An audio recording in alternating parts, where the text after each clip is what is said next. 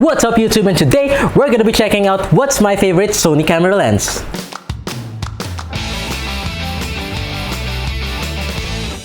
So the lens that I have here is the Sony 16-35 FE version.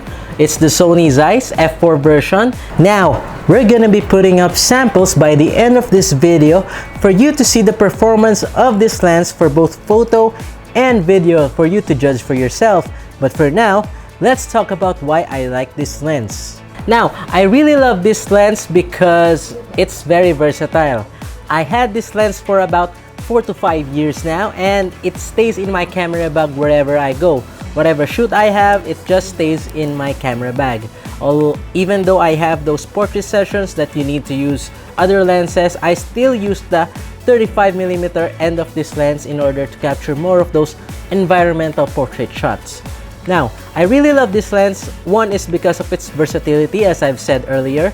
It's very versatile when you're shooting events, where you're shooting those portrait sessions where you wanted to capture more of the environment because of the wide reach, the 16-35.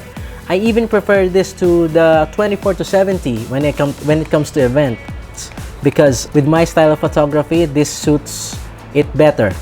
Aside from the versatility, it's very light and small, as you can see. It compared to the Sony G Master version, this is quite smaller and also quite cheaper. But the performance doesn't skimp on the performance. The photos that you'll be getting from this lens is sharp, tack sharp from the corners to the edges, and it's clear, it's very sharp, the photos that you reproduce with this lens. Also, if you're gonna be using this for video, I also recommend this lens because aside from having the wide and the 16-35, it's also f4, which means that more of the scene will be in focus, like some of us event videographers usually needs.